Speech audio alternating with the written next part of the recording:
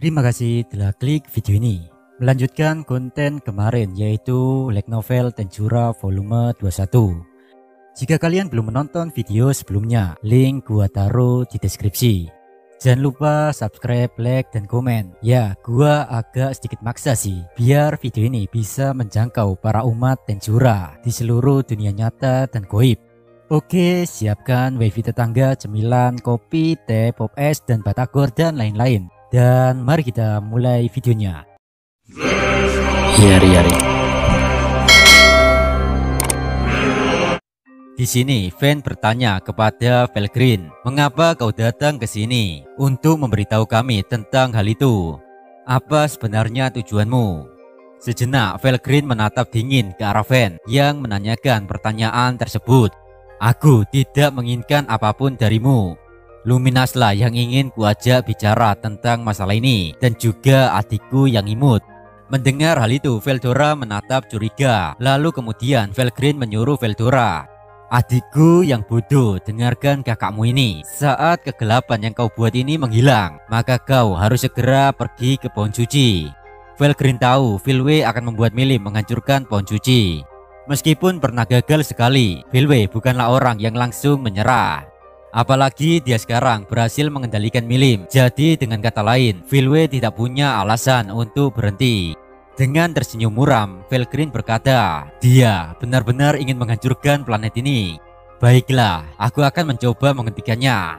Felgrin tahu ini tidak akan mudah, dan yang harus dia lakukan saat ini hanyalah terus berjuang sampai akhir.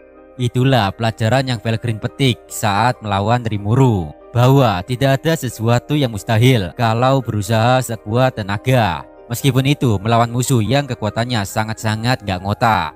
Di situ Veldora bertanya, "Omong-omong kakak, apa yang akan kau lakukan pada Luminas?" Felgrin pun menjelaskan kalau dia ingin Luminas menerima pengungsi, para rakyatnya Dagruel. Karena jika mereka tetap di sana, mereka bakal binasa. Mendengar hal itu, Dagruel dan sanak family-nya langsung mengucapkan terima kasih dari lubuk hati mereka yang paling dalam. Di saat yang sama, kegelapan berwarna pelangi kini telah terangkat. Dari gurun kematian sampai wilayah Luminas, semuanya menjadi hutan belantara. Tanah menjadi subur, rumput dan pepohonan tumbuh dengan pesat. Dan dalam waktu singkat, kawasan hutan seluas hutan Jura telah terbentuk. Yang jadi masalah di sini adalah kota suci Luberios, semua bangunannya terkubur di bawah pepohonan. "Jodoh mate, apakah aku sedikit berlebihan?" ucap Veldora. Dia baru menyadari telah melakukan sesuatu yang dapat memancing murka Luminas. Gak lama kemudian Luminas bangun dari bubuk cantiknya. Dengan senyuman manis di wajahnya, Luminas mendekati Veldora. "Veldora, tolong jelaskan kepadaku apa yang telah kau lakukan." Sekilas Luminas tampak tersenyum, tapi matanya seolah-olah seperti ingin mencincang pria di depannya. Sejenak Veldora bergumam, "Tidak, itu tidak mungkin. Rencana sempurna untuk membersihkan namaku gagal total." Awalnya Veldora sudah merancang sebuah rencana untuk menyelamatkan Luminas dari amukan Dagruel, sekaligus membuat Dagruel berdamai dengan Luminas. Namun pada akhirnya semuanya berantakan dan tidak sesuai ekspektasi Veldora. Dalam benak Veldora, dia memikirkan cara bagaimana dirinya bisa lepas dari amukan Luminas. Veldora mengatakan, "Luminas, tolong jangan emosi dulu. Sebenarnya aku ingin menjelaskannya kepadamu secara keseluruhan, tapi aku terlalu sibuk kali ini. Jadi kita akan berbincang lagi nanti. Sayonara." Setelah mengatakan itu, Veldora terbang ke langit dengan kecepatan yang sangat cepat dibandingkan saat melawan Dagruel. Sial, dia kabur lagi. Luminas menggerutu, tapi dia tidak punya niat untuk mengejar Veldora. Lalu kemudian Luminas melirik Dagruel bersaudara, yang dimana tubuhnya sudah berbaur dengan pohon. Menghiraukan ketiga manusia pohon tersebut, Luminas menatap Felgrin dan bertanya bagaimana situasinya. Felgrin pun menjawab, dunia sedang dalam bahaya. Di situ, Felgrin juga mengungkapkan kalau dirinya menyesal karena tidak mampu menyelamatkan Rimuru. Karena jika Felgrin melakukan tindakan itu, split body miliknya bakal musnah. Dan hal itu akan membuat penduduk Dagruel di bawah menara surga gak bakal ada yang melindungi. Namun dalam benaknya Felgrin, dia yakin meskipun Tuan Slam saat ini menghilang, nanti Rimuru juga bakal mampu melakukan sesuatu terhadap Chrono Salutation milik Velwe dan balik ke dunia nyata lagi. Felgrin benar-benar percaya akan hal ini meskipun dia tidak memiliki bukti untuk mendukung opininya tersebut. Mengesampingkan tentang Rimuru, Felgrin menjelaskan semua situasi ini kepada Luminas. Di satu sisi, Luminas sangat cerdas. Dia langsung memahami situasi dan menerima para pengungsi rakyatnya Dagruel. Mendengar hal itu, Dagruel pun berterima kasih atas kebaikan hati Luminas tersebut. Karena memang terlalu berbahaya untuk rakyat sipil berada di wilayah tempat para Cryptip dan Ivarats keluar. Meskipun tidak bisa bergerak, tapi Dagruel masih bisa berkomunikasi. Dengan begini, Luminas dan Dagruel telah resmi berdamai. Meskipun kini negaranya dipenuhi pepohonan dan menjadi hutan belantara, tapi menurut Luminas hal ini bisa dipikirkan nanti saja. Karena yang lebih penting adalah krisis dunia saat ini. Meskipun Felgrin telah memberitahu tentang hilangnya Rimuru, Luminas sama sekali tidak begitu khawatir. Karena menurutnya, Rimuru adalah sebuah slam yang tidak akan mati dengan mudah. Lalu kemudian Luminas bertanya kepada Felgrin, bagaimana cara kita mengungsikan para penduduk Damargania ke sini? Felgrin pun menjawab kalau dia yang akan mengurusnya. Sejenak Felgrin menghubungkan kedua negara dengan Space-Time Connection. Kemudian Split Body Felgrin akan membimbing para Titan untuk bergerak satu persatu.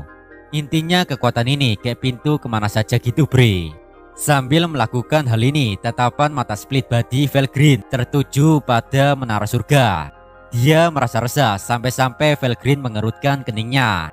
Felgrin merasakan atmosfer yang tidak biasa keluar dari menara surga.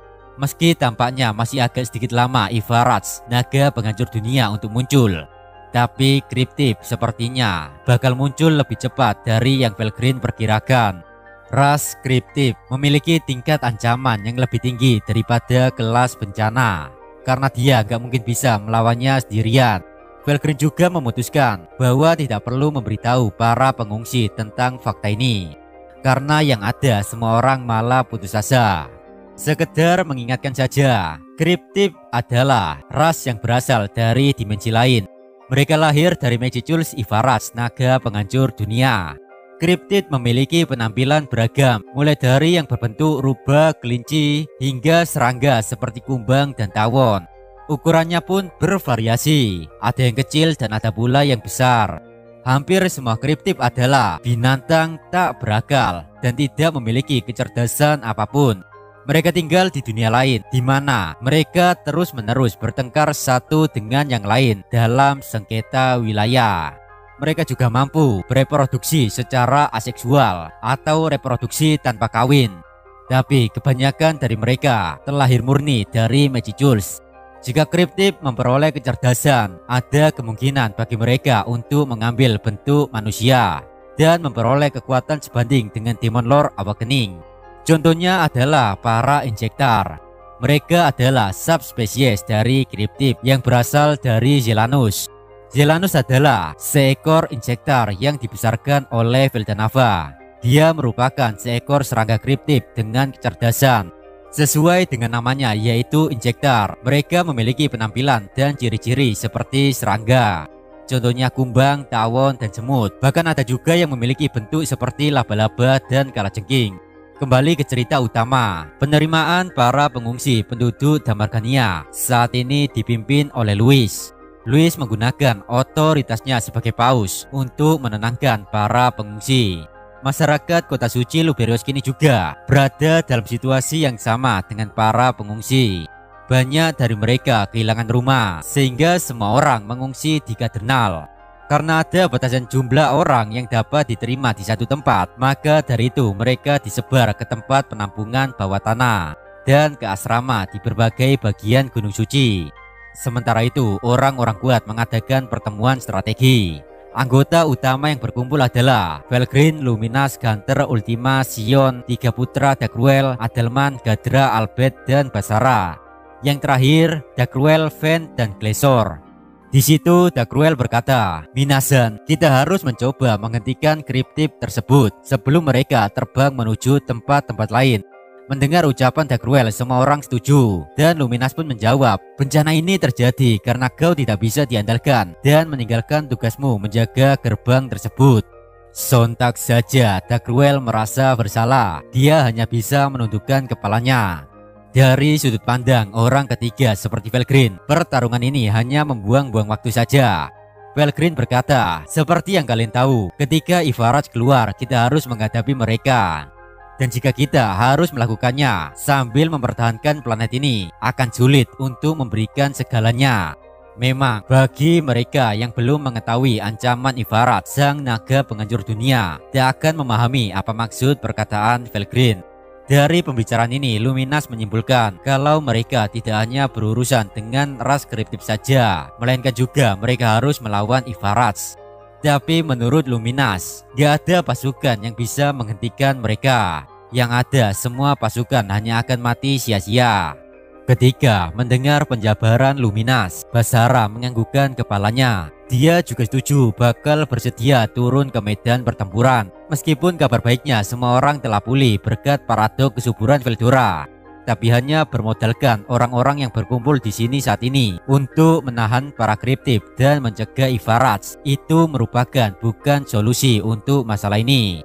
Tapi mau bagaimanapun mereka semua harus berpartisipasi, karena kalau mereka melarikan diri, tidak ada yang bisa melindungi para warga sipil dan dunia akan hancur. Orang-orang ini pun akhirnya membulatkan tekadnya dan mempertaruhkan nyawanya hingga akhir. Di situ Felgrin juga mencoba menghubungi Masayuki di Ingrassia. Dalam obrolan tersebut, Masayuki ngasih tahu kalau Hinata Sakaguchi akan ikut berpartisipasi. Bahkan Masayuki juga pengen ikutan. Sontak saja Felgrin berusaha membujuknya dan melarangnya karena medan tempur kali ini terlalu berbahaya untuk ayang Kang Mas Masayuki. Namun Masayuki tetap keras kepala ingin berpartisipasi. Karena menurutnya, meskipun dirinya tidak memiliki kekuatan untuk bertarung, tapi dia lebih berguna dari siapapun, yaitu membawa hoki untuk semua orang. Masayuki adalah seorang pria yang baik hati. Dia tidak tahan untuk duduk diam saja dan menunggu masa depan yang suram. Karena alasan inilah, Masayuki juga akan mempertaruhkan hidupnya dan turun ke medan pertempuran. Dan dengan demikian, anggota baru bertambah, yaitu Hinata dan Masayuki. Kami akan kembali.